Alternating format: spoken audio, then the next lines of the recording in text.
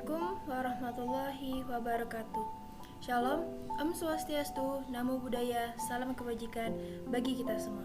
Kami, kelompok 1, hari ini akan mempresentasikan hasil kerja dari kelompok kami dengan materi pelatihan dan pengembangan sumber daya manusia.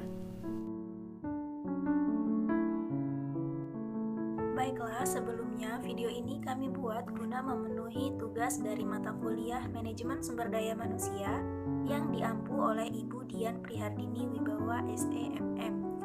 Nah, di sini izinkan saya untuk memperkenalkan teman-teman saya dari kelompok 1. Yang pertama ada Mutia Azahra, yang kedua ada Sandi Karwana, yang ketiga ada Tommy Jonathan, yang keempat ada Wijaya Kusuma, yang kelima ada Fira Sakila Maulida, yang keenam ada Isra Ananda, dan yang terakhir saya sendiri, Lia Ayu Widya Astuti.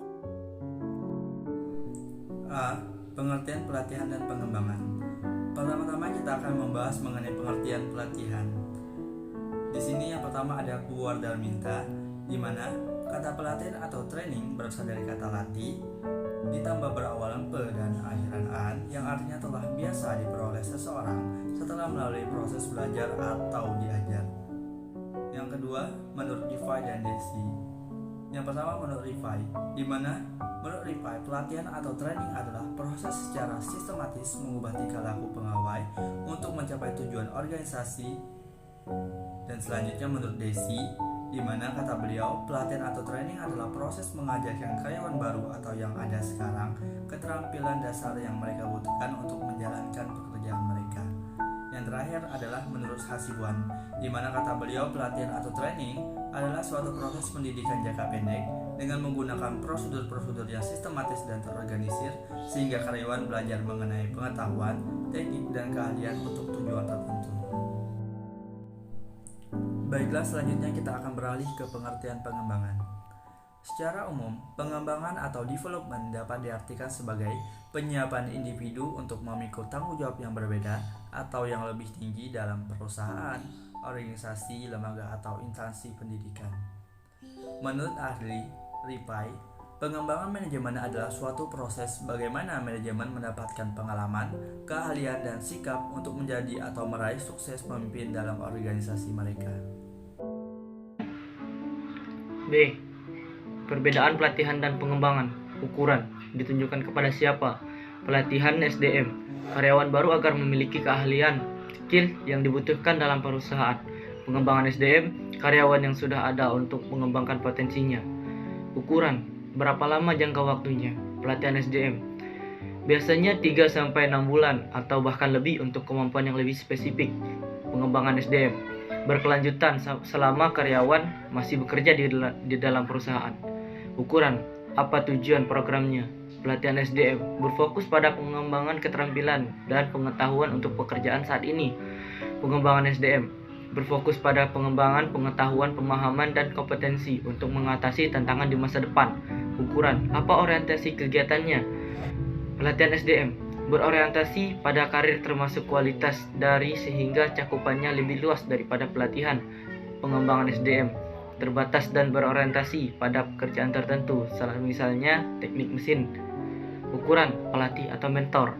Pelatihan SDM biasanya dilakukan oleh tim khusus dari dalam perusahaan. Pengembangan SDM, pengetahuan SDM biasanya dilakukan manajer divisi dan diawasi HRD. C. Tujuan pelatihan dan pengembangan sumber daya manusia. 1. Memperbaiki kinerja. 2. Memutakhirkan keahlian para karyawan sejalan dengan kemajuan teknologi. 3. Mengurangi waktu pembelajaran bagi karyawan baru agar kompeten dalam pekerjaan. 4. Membantu memecahkan masalah agar operasional. 5. Mempersiapkan karyawan untuk promosi. D. Manajemen pelatihan dan pengembangan sumber daya manusia. Manajemen adalah kemampuan mengarahkan dan menggerakkan untuk mencapai suatu hasil yang diinginkan dari kelompok manusia dengan menggunakan potensi-potensi sumber daya manusia dan sumber daya lainnya. Dalam buku yang berjudul Manajemen Teori, Praktek dan Riset Pendidikan, memberikan pendapat tentang manajemen yang merupakan proses kegiatan yang berkaitan dengan sumber daya organisasi yang efektif maupun efisien guna pencapaian pada kebutuhan organisasi. Pelatihan atau training adalah semua kegiatan yang dirancang untuk meningkatkan kinerja pegawai pada pekerjaan yang sedang atau yang akan dihadapi. Oleh karenanya, pelatihan atau training dapat diartikan sebagai keseluruhan kegiatan untuk memberi, memperoleh, meningkatkan, serta mengembangkan potensi, produktivitas, disiplin, dan etos kerja pada tingkat keterampilan dan keahlian tertentu dengan jenjang kualifikasi atau pekerjaan. Dan pengembangan atau development merupakan kegiatan yang diarahkan untuk menyiapkan pegawai pindah ke jabatan baru karena adanya pengembangan atau development, perubahan atau pertumbuhan dalam organisasi. Komponen-komponen pelatihan dan pengembangan. 1. Tujuan dan sasaran pelatihan dan pengembangan harus jelas dan dapat diukur. 2. Para pelatih atau trainers harus ahlinya yang berkualifikasi memadai atau profesional. 3. Materi pelatihan dan pengembangan harus disesuaikan dengan tujuan yang hendak dicapai. 4. Metode pelatihan dan pengembangan disesuaikan dengan tingkat kemampuan pegawai yang menjadi peserta. 5. Pelatih atau trainers harus memenuhi persyaratan yang ditentukan. F. Jenis pelatihan dan pengembangan. 1. Melatih keahlian karyawan atau skill training. 2. Pelatihan ulang atau retraining. 3. Cross-functional training. 4. Pelatihan tim atau team training. 5. Melatih kreativitas perusahaan. 6. Pelatihan mengenai teknologi yang berhubungan dengan perusahaan. 7. Pelatihan bahasa.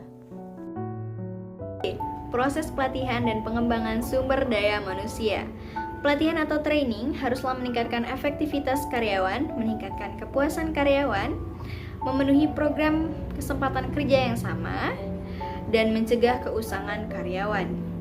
Diagnosa aspek situasi dan organisasional serta analisis pekerjaan merupakan langkah pertama dalam penyusunan program pelatihan dan pengembangan atau development. Perubahan-perubahan besar yang terjadi di dalam lingkungan eksternal maupun internal merupakan salah satu faktor pendorong terjadinya perubahan di dalam perusahaan tersebut.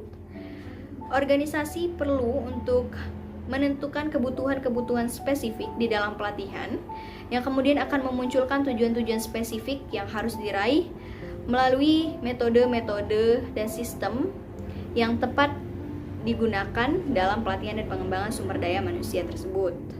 Nah, dalam hal ini tentunya manajemen harus terus-menerus mengevaluasi pelatihan dan pengembangan sumber daya manusia untuk memastikan kegunaannya dalam mencapai tujuan-tujuan organisasi di masa yang akan datang. A. HEX, Lembaga Penelitian dan Pengembangan Sumber Daya Manusia. HEX Indonesia atau kependekan dari Higland Experience Indonesia merupakan sebuah lembaga yang berfokus dalam memfasilitasi pelatihan atau training dan pengembangan sumber daya manusia dengan pendekatan experiential learning. Pelatihan atau training dan pengembangan sumber daya manusia ini diselenggarakan di Higland Camp yang merupakan tempat pelatihan yang berada di kawasan Gunung Paseban Puncak dan Pegunungan Haimun Bogor. Baiklah, sekian presentasi dari kami kelompok 1 mengenai materi pelatihan dan pengembangan sumber daya manusia. Apabila ada salah kata, kami mohon maaf. Untuk lebih dan kurangnya, kami mohon kritik dan saran. Semoga apa yang kami sampaikan dapat dimengerti. Akhir kata kami ucapkan terima kasih dan wassalamualaikum warahmatullahi wabarakatuh.